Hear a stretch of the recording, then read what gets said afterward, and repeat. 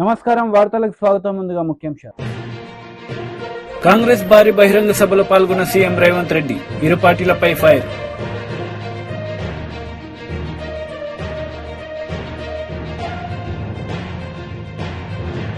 పొన్నూరులో CM YS Jagan బహిరంగ సభ, Chandrababu నాయుడుపై fire.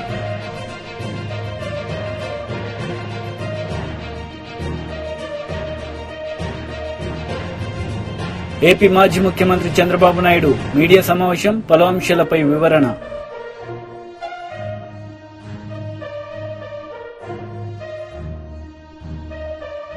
CM Jagan ఎన్నికల సందర్భంగా రోడ్ షో నిర్వహించారు. ఈ సందర్భంగా చంద్రబాబు నాయుడుపై ఆయన మండిపడ్డారు. చేస్తానన్నాడు. 87,612 కోట్ల రూపాయలు రుణాలు మాఫీ జరిగిందా అని అడుగుతా ఉన్నాను మీ అందరితో కూడా. రెండు చేతులు పైకెత్తాలి. ఇలా ఇలా ఇలా ఇలా ఇలా ఇలా ఇలా ఇలా ఇలా ఇలా ఇలా ఇలా ఇలా ఇలా. ముఖ్యమైన హామీలు అనంటూ ఇదే పెద్ద మనిషి చంద్రబాబు నాయుడు గారు సంతకం పెట్టి ఆయన చేసిన రెండో హామీ ఏమిటో తెలుసా? పొదుపు సంఘాల రుణాలన్నీ రద్దు చేస్తాను అని అన్నాడు. మరి 14,205 కోట్ల రూపాయలు పొదుపు సంఘాలకు సంబంధించిన రుణాలు, ఇందులో ఒక్క రూపాయలు చేశాడా అని అడుగుతా ఉన్నాను మీ అందరితో కూడా. రెండు చేతులు పైకెత్తాలి. ఇలా ఇలా ఇలా ఇలా ఇలా ఇలా ఇలా ఇలా ఇలా ఇలా ఇలా ఇలా ఇలా ఇలా ఇలా.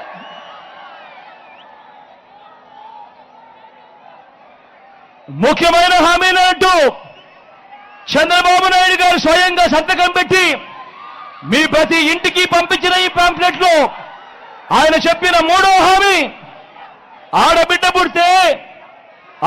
పుడితే మహాలక్ష్మి పథకం కింద 25,000 రూపాయలు బ్యాంకుల్లో డిపాజిట్ చేస్తామన్నాడు. కనీసం ఒక్క రూపాయైనా చేశాడా అని అడుగుతా ఉన్నాను. రెండు చేతులు పైకెత్తారు. ఇలా ఇలా ఇలా ఇలా ఇలా ఇలా ఇలా ఇలా ఇలా ఇలా ఇలా ఇలా. ఇదే పెద్ద మంచి చంద్రబాబు నాయుడు ఆయన చెప్పిన ముఖ్యమైన హామీలు ఇంకొకటి చదవమంటారా? ఇంటింటికి ఉద్యోగం ఇవ్వలేకపోతే నెల 2,000 రూపాయలు నిరుద్యోగ భృతి. ఈ పెద్ద మనిషి చెప్పాడు. 5 సంవత్సరాలు అంటే 60 నెలలు ఇంటూ నెలకు 2,000 రూపాయలు అంటే ప్రతి ఇంటికి 1,20,000 రూపాయలు ఇచ్చాడా అని అడుగుతా ఉన్నాను మీ అందరితో కూడా. ఇలా రెండు చేతులు పైకెత్తాలి. ఇలా ఇలా ఇలా ఇలా ఇలా ఇలా ఇలా ఇలా. ఇంకా ముందుకు పోమంటారా? అర్హులందరికీ 3 సెట్ల స్థలం కట్టుకునేందుకు పక్కా ఇల్లు అన్నాడు.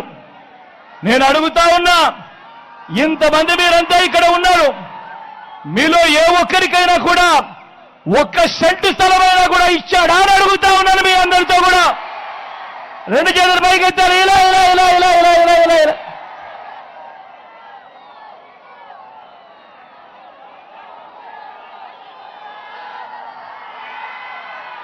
ముఖ్యమైన హామీలంటూ ఇంకా ముందుకు పోతే 10,000 కోట్లతో బీసీ సప్లాన్, చేనేత, పవర్ రూమ్స్ రుణాలు మాఫీ అన్నాడు.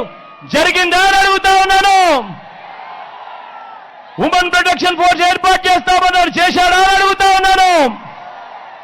సింగపూర్కు మించి అభివృద్ధి చేస్తామన్నాడు. చేశాడా అని అడుగుతా ఉన్నాను. ప్రతి నగరంలోనూ హైటెక్ సిటీ నిర్మిస్తామన్నాడు. జరిగిందా అని అడుగుతా ఉన్నాను. పొన్నూరులో ఏమైనా కనిపిస్తా ఉందా అని అడుగుతా ఉన్నాను. మరి అందరూ ఆలోచన చేయమని కోరుతా ఉన్నా. ఇవన్నీ ఏదైతే నేను చదివానో, స్వయాన చంద్రబాబు నాయుడు గారు 2014లో ఇదే కూటమిగా ఏర్పడి ముఖ్యమైన హామీలు అని అంటూ ఆయన సంతకం పెట్టి ప్రతి ఇంటికి పంపించిన ఈ పాంఫ్లెట్ లో నుంచి కనీసం ఒక్కటంటే ఒక్కటైనా కూడా జరిగిందా అని అడుగుతా ఉన్నాను. ఈ సందర్భంగా మిమ్మల్ని ఈసారి మాత్రం గట్టిగా రెండు చేతులు పైకెత్తాలి. ఇలా ఇలా ఇలా ఇలా ఇలా. టీడీపీ అధినేత నారా చంద్రబాబు నాయుడు ప్రెస్ మీట్ నిర్వహించారు. ఈ సందర్భంగా పలు అంశాలపై ఆయన మాట్లాడారు. అయితే ఏదైతే కేంద్ర ప్రభుత్వం 29వ తారీఖున ఎన్నికల నిధుల్లో వాలంటీర్స్ ఇన్వాల్వ్ కావద్దని చెప్పింది కాబట్టి వాలంటీర్స్ ఇవ్వలేకపోతున్నారని చెప్పి పదే పదే తిప్పించారు వీళ్ళని, వృద్ధుల్ని. డబ్బులు లేవని తెలుసు. మొదటి తారీఖే తీసుకొచ్చారు వైఎస్ఆర్ కాంగ్రెస్ కార్యకర్తలు, నాయకులు నడిపించుకొచ్చారు. విపరీతమైన ఎండలు, వడగాల్పులు, అందులో కూడా తిప్పించి కడాన కుట్రలు కుతంత్రాలు చేసి 33 మంది చనిపోయే పరిస్థితికి వచ్చారు. ఇది నేను చెప్పిన ఇది కాదు, వాళ్ళు ఇచ్చిన ఫిగర్ ఇది. మంత్రులు, ముఖ్యమంత్రి చెప్పింది 33 మంది చనిపోయారన్నారు. ఈ 33 కూడా ప్రభుత్వ హత్యలు ఇవి. మీరు డెలిబరేట్ గా ముసలివాళ్ళని చంపేశారు. ఆ ఉసురు ఊరికే పోదు మీ మీద. అంత దుర్మార్గంగా చేసి 33 మందిని చంపేసి తర్వాత నేను చాలా సార్లు ఆఫీసర్లకి, చీఫ్ సెక్రటరీకి వీళ్ళందరినీ డిమాండ్ చేశాం, మీరు చేసేది కరెక్ట్ కాదు, ఇది మంచి పద్ధతి కాదు అని ఆ రోజు డిమాండ్ చేశాం. కానీ చీఫ్ సెక్రటరీ ఏం పట్టించుకోలేదు. అంటే ఈయన మోచేతిలో నీళ్లు తాగే ఈ అధికార యంత్రాంగం ఆయన కుట్రలు కుతంత్రాలు చేస్తే ఆ కుట్రలు కుతంత్రాలు అమలు చేసి ఆయన చేసిన ప్రభుత్వ హత్యల్లో వీళ్ళు కూడా భాగస్వాములు అయ్యే పరిస్థితికి వచ్చారు. ఇది క్షమించరాని నేరం. ఒకసారి ఎన్నికలు అనౌన్స్ చేసిన తర్వాత ప్రభుత్వ యంత్రాంగం అనేది ఎన్నికల కమిషన్ కింద పనిచేస్తుంది. ఆల్ పార్టీస్ కూడా ఈక్వల్ ఫుట్టింగ్ ఉండాలి. ఈరోజు ముఖ్యమంత్రి ఆఫీసు కూడా ఎన్నికల్లో పనిచేసుకున్నప్పుడు మాతో సమానంగానే ఉండాలి. అన్ని రాజకీయ పార్టీలు కూడా సమానంగానే ఉంటాయి, సమాన అవకాశాలు ఉంటాయి. అలాంటి సమాన అవకాశాలు ఉండే సమయంలో కుట్ర తీయడం చాలా దుర్మార్గం. మళ్ళీ అదే కుట్రలకు తెరలేపారు. ఈరోజు మీరు చూస్తే మేము డిమాండ్ చేసింది చాలా క్లియర్గా, ఇంటి దగ్గర డిస్ట్రిబ్యూట్ చేయండి, ఇది సాధ్యం. మీకు ఆఫీసర్స్ ఉన్నారు, సచివాలయం ఉంది, యంత్రాంగం ఉంది, ఇది పెద్ద కష్టమైన పని కాదు అని చాలా స్పష్టంగా చెప్తే మళ్ళీ ఈ ముఖ్యమంత్రి ప్రధాన కార్యదర్శి, ప్రభుత్వ ప్రధాన కార్యదర్శి జవహర్ రెడ్డి, పిఎంఓలో ఉండే ముఖ్య పైరవికారుడు, పెద్ద పైరవికారుడు ఇతను ధనంజయ రెడ్డి, ఇదే పని ఒక మిడిల్ మ్యాన్ బ్రోకరేజ్ చేస్తూ ఉంటాడు ఆయన. ఇంకొక పక్క సెర్ఫ్ సిఇఓ మురళీధర్ రెడ్డి, వీళ్ళు కలిసి మళ్ళీ అదే కుట్రకు తెరలేపారు.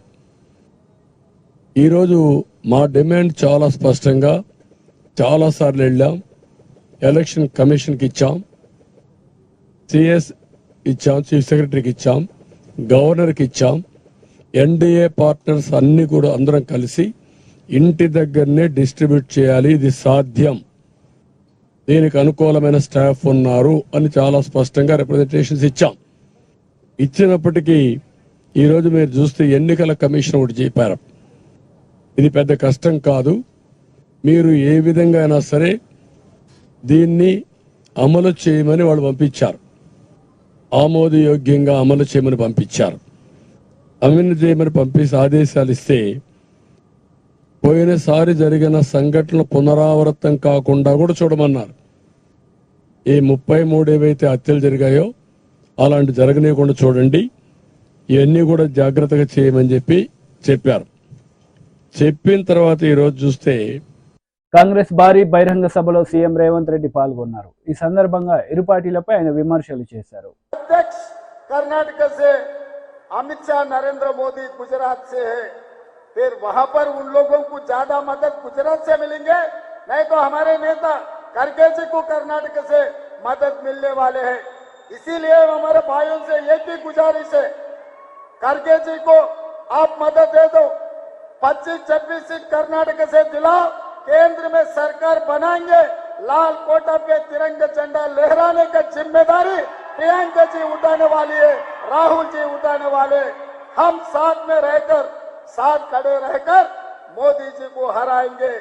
मोदी जी आज तक Amit Shah ji ED, income tax, CBI को इस्तेमाल कर रहे थे, चुनाव जीतने के लिए।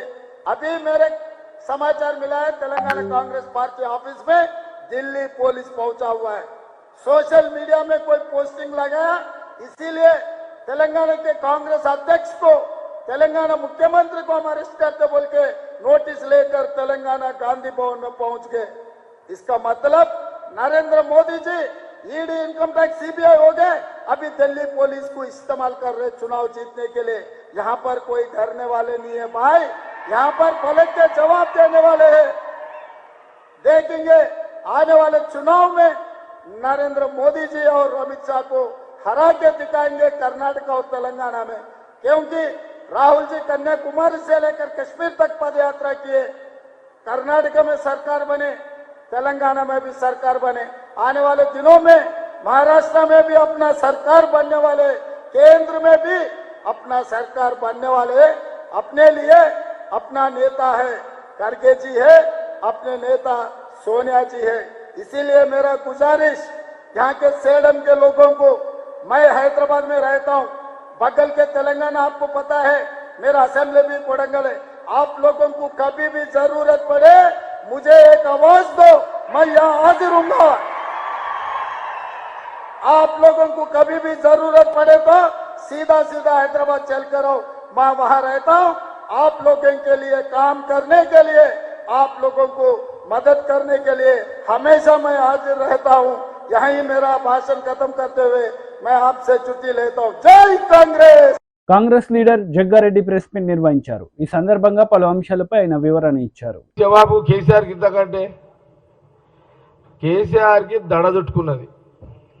ఎందుకు చుట్టుకున్నది అంటే వాళ్ళకు ఒక్క సీటు కూడా వస్తలేదు, ఎంపీ సీటు ఒక సీటు కూడా బీఆర్ఎస్ ఈ తెలంగాణలో గెలుస్తలేదు. అందుకే కేసీఆర్ కి దడ చుట్టుకున్నది, భయం చుట్టుకున్నది, నిద్ర కరువైపోయింది. ఏడాదికి ఒకసారి, 5 ఏళ్లకు ఒకసారి బహిరంగ సభలు వచ్చి మాట్లాడే కేసీఆర్ గారు సడన్లీగా రోడ్ షోలకు వచ్చేస్తున్నాడు. ఆయన అంటే ఒక సీటు కూడా బీఆర్ఎస్ వస్తలేదనే భయం చుట్టుకొని ఏదో రకంగా సీట్లు పెంచుకోవాలి అనే ఒక ఆలోచనతో, ఒక ఉద్దేశంతో ఏదో రకంగా మళ్ళీ ఈ కొత్త నాటకానికి తెరలేపి ఆయన ఈరోజు మళ్ళీ రోడ్ షోలకు వీధిన పడ్డాడు మన కేసీఆర్ ప్రతిపక్ష నాయకుడు. ఏమంటారు శ్రీనివాస్ గారు?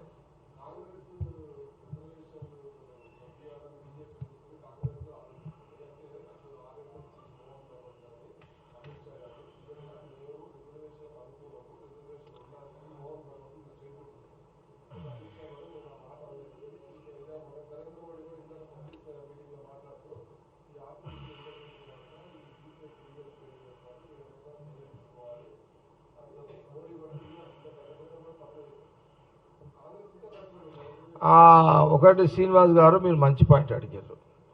ఎప్పుడైనా భగవత్ గారు ఆర్ఎస్ఎస్ చీఫ్ ఇంత ఓపెన్గా ఎప్పుడైనా వచ్చిండా?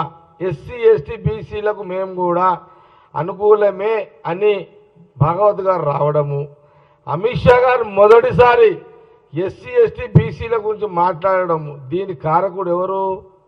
ఈరోజు వాళ్ళిద్దరు భయంతో బయటకు వచ్చినట్టు దీని కారకుడు రాహుల్ గాంధీ గారు.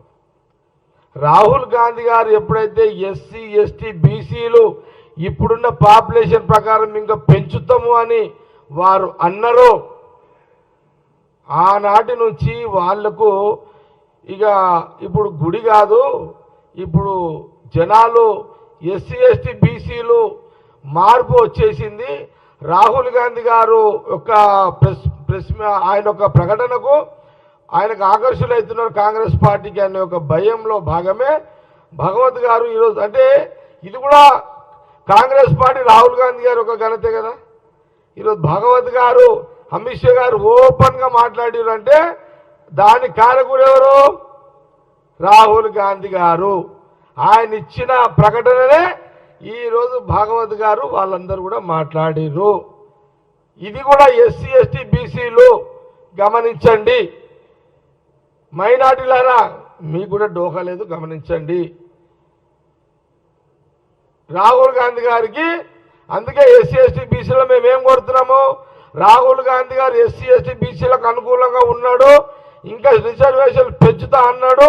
అందులో భాగమే భాగవత్ గారు, ఆర్ఎస్ చీఫ్ అమిత్ షా గారు వీళ్ళందరూ బయటకు వచ్చిరు. ఇక ఎస్సీ ఎస్టీ బీసీలకు డోకా లేదు, రాహుల్ గాంధీ గారు అండగా ఉన్నారు.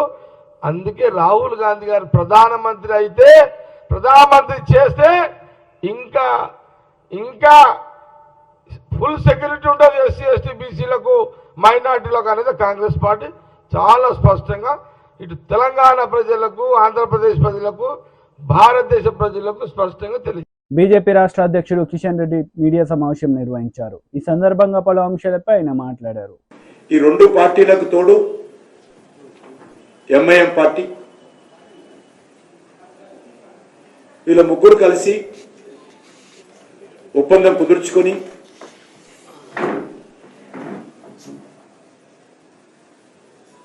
మీకు మేము, మాకు మీరు, మన ఇద్దరికి ఎంఐఎంఐ అనే విధంగా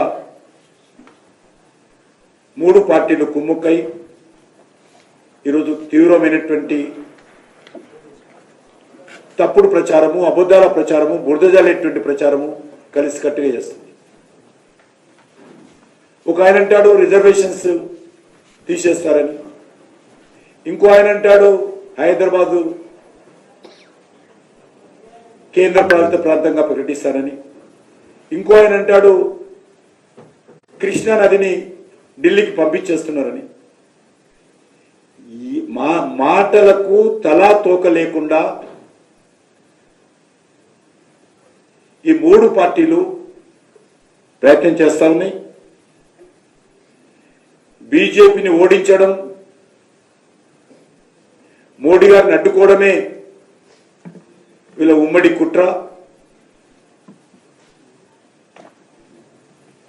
రెండు పార్టీలకు సంబంధించినటువంటి నాయకులు క్రింద స్థాయిలో ఎవరు లేరు. క్రింద స్థాయిలో కాంగ్రెస్ పార్టీ కానీ, బీఆర్ఎస్ పార్టీ నాయకులు కానీ ఎవరు కూడా ఆ పార్టీల నాయకుల మాటలు నమ్మడం లేదు.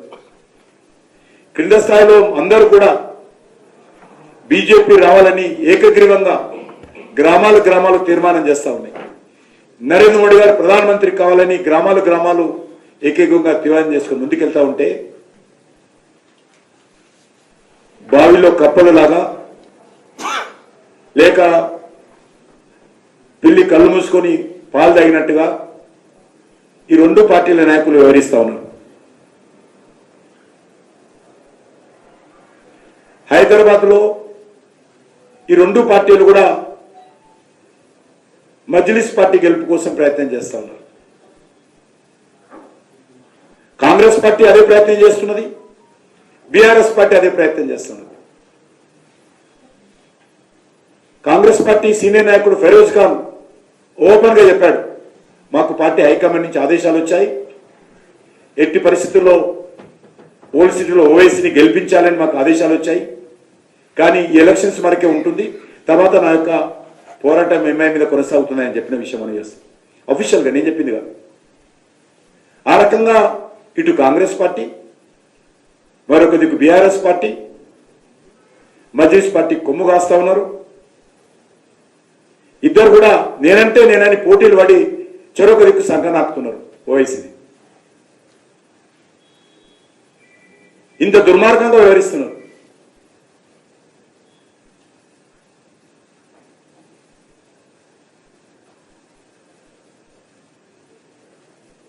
అనేక నియోజకవర్గాల్లో కాంగ్రెస్ పార్టీ సైలెంట్ గా ఉంది, అనేక నియోజకవర్గాల్లో బీఆర్ఎస్ పార్టీ సైలెంట్ గా కనిపిస్తున్నారు. ఈ రెండు పార్టీలు పైకి కొట్టుకున్నట్లు టూ ఫైటింగ్ చేస్తూ ఈరోజు MLA TJR Sudheer Babu media సమావేశం నిర్వహించారు. ఈ సందర్భంగా టీడీపీ నేతలపై ఆయన మండిపడ్డారు. ఒక్క శాశ్వత నిర్మాణం కూడా చేయకుండా దోచుకున్న గజ దొంగల ముఠాకి బాసు నువ్వు. ఈ దేశంలో వైట్ కాలర్ నేరస్తుడు ఎవడైనా ఉన్నాడు అనంటే, ఈ దేశంలో రాజకీయాలను అడ్డం పెట్టుకుని డబ్బులు సంపాదనే ధ్యేయంగా రాజకీయాలు చేసే కుయుక్తి కలిగిన రాజకీయ నాయకుడు ఎవడన్నా ఉన్నాడు అనంటే, ఆంధ్ర రాష్ట్ర పరువుని పదే దిగజార్చిన వాడు ఎవడైనా ఉన్నాడంటే అది నువ్వే చంద్రబాబు నాయుడు. నువ్వే నీ జీవితం అంతా డ్రామాలు, నీ జీవితం అంటేనే దోచుకోవటం, నీ జీవితం అంటే వెన్నుపోటు పడవటం, నీ జీవితం అంటే ఈ రాష్ట్రాన్ని సర్వనాశనం చేయటం, జన్మభూమి కమిటీల పేరుతో గ్రామాల్ని దోచుకున్న గజ దొంగలు మీరు. ఇంకా సిగ్గు రాకుండా గౌరవ ముఖ్యమంత్రి గారిని పదే పదే అవహేళన చేయటం, మాట్లాడటం. ఏమయ్యా అంటే ఈ రాష్ట్రానికి పరిపాలించడానికి పేటెంట్ హక్కు ఉందా? నువ్వే పరిపాలించాలని ఏమన్నా రాజ్యాంగంలో రాసిపెట్టుందా? నువ్వు తప్పించి తెలియగలిగినోడు ఎవరు లేరనుకుంటున్నావా? ఏముందయ్యా నీ తెలివితేటలు? ఏం సాధించావు ఈ రాష్ట్రానికి? విభజన సమయంలో విభజనకి కారకుడు నువ్వే. అదే కాంగ్రెస్ విభజన అయిపోయిన తర్వాత కాంగ్రెస్ పార్టీతో తెలంగాణ జతగట్టిన నువ్వు ఒక రాజకీయ బ్రోకర్వి, రాజకీయ వ్యభిచారివి. నువ్వు కేవలం డబ్బులు సంపాదించడం కోసం, ఆస్తులు కూడగట్టుకోవడం కోసం, నీ అనునాయులైన సంస్థలకు దోపిడీని చేసి పెట్టడం కోసము రాజ్యాంగపరమైన సీఎం పదవిలో ఉండి ప్రజల యొక్క ధనం, మాన ప్రాణాలు దోచుకున్న దొంగవి నువ్వు. ఒక స్కిల్ స్కాము, ఒక ఫైబర్ నెట్ స్కాము, అనేకమైన స్కాములు చేసే బాబులకు బాబువి నువ్వు. ఈ దేశంలో ఏ రాష్ట్ర ముఖ్యమంత్రికి నీ అంత నీచమైన చరిత్ర లేదు. నీ పార్టీని తీసుకొని అందలం ఎక్కి ఈ రోజు వరకు నందమూరి వంశలకి అసలు స్థానమే లేకుండా చేసిన నీచమైన రాజకీయ చరిత్ర నీది బాబు. నువ్వే మాట్లాడతావు?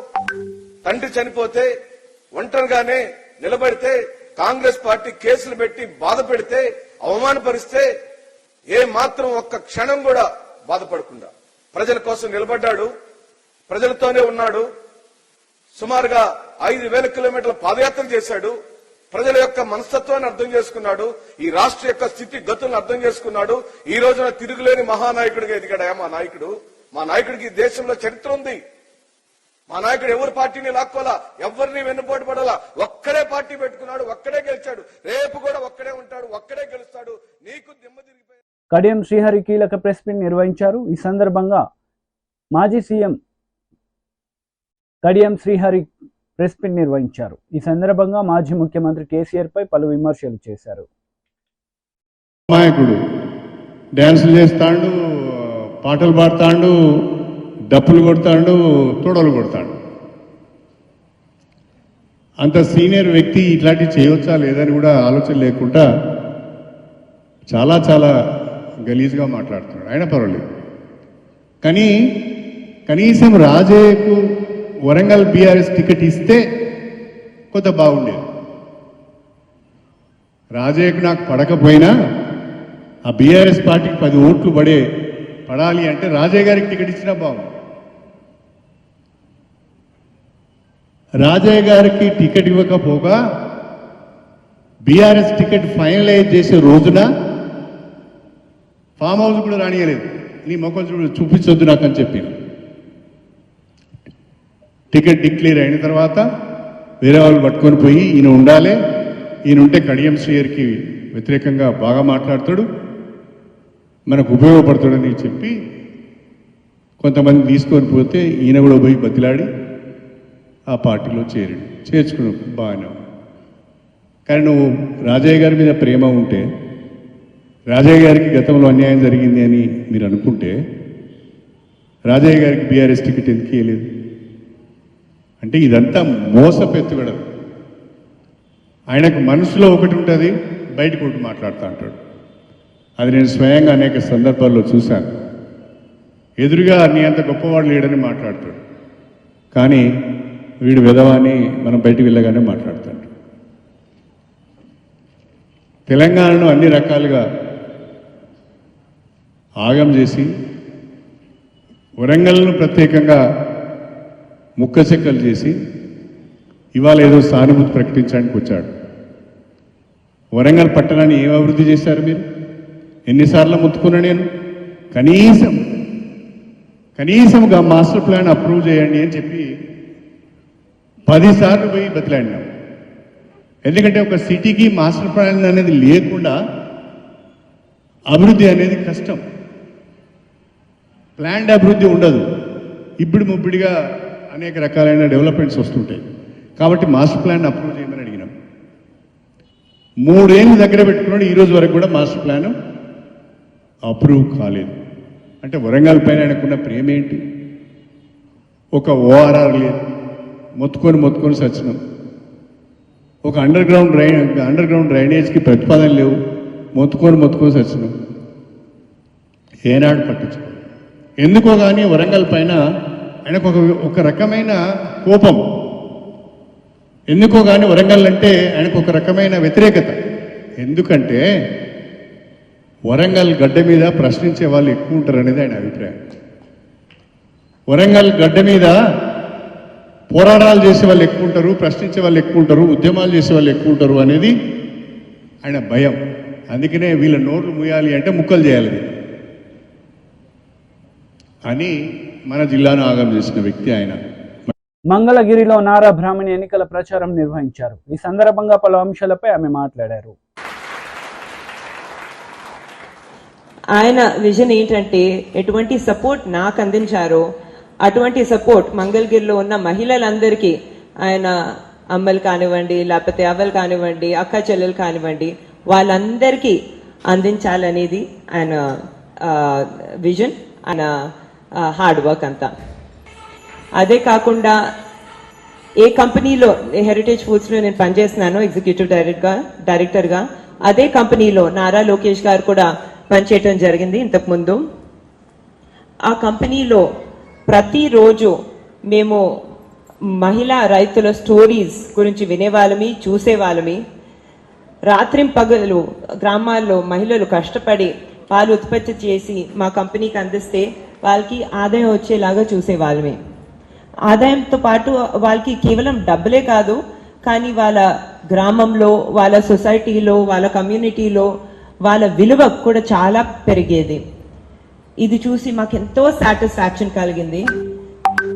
మేము కూడా ముందు ఏం చేసినా కూడా మహిళల మీద ఒక పాజిటివ్ ఇంపాక్ట్ ఉండాలి, మహిళలకి ఒక ఆదాయం వచ్చేలా చూడాలి అని అప్పుడే మేము డిసైడ్ అయిపోయాము.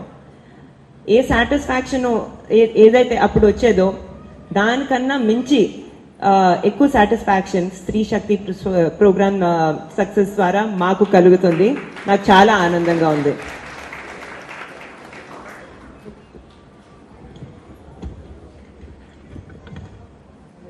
ఇప్పుడు లోకేష్ గారి విజన్ ఏంటంటే మంగళగిరిలో ఉన్న ప్రతి మహిళ తన కాళ్ళ మీద తన నిలబడాలి.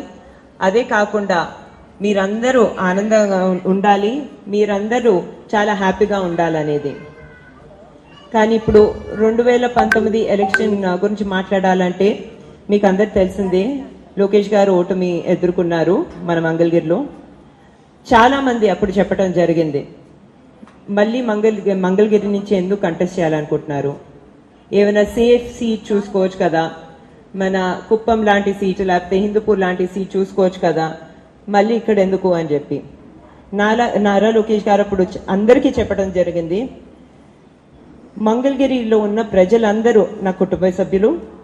అదే కాకుండా నా విజన్ ఏంటంటే మంగళగిరిని భారతదేశంలోనే ఒక model నియోజకవర్గంగా తీర్చిదిద్దాలి, number 1 నియోజకవర్గంగా తీర్చిదిద్దాలనేది.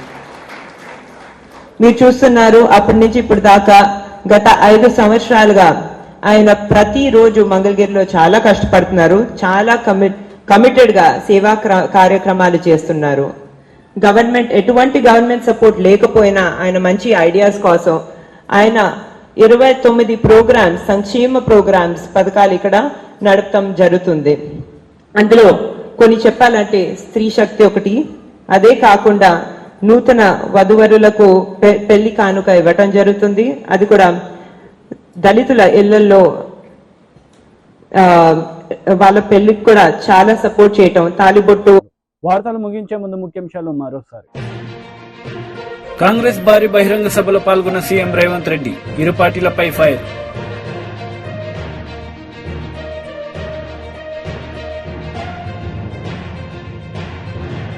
పొన్నూరులో CM YS Jagan బహిరంగ సభ, చంద్రబాబు నాయుడుపై ఫైర్.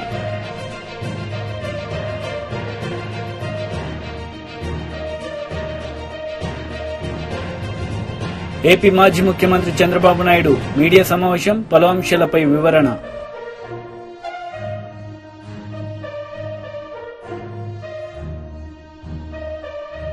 ఈ వార్తలు ఇంతటితో సమాప్తం. తిరిగి ప్రసారమయ్యే వార్తలు మళ్ళీ కలుద్దాం. అంతవరకు సెలవు. నమస్తే.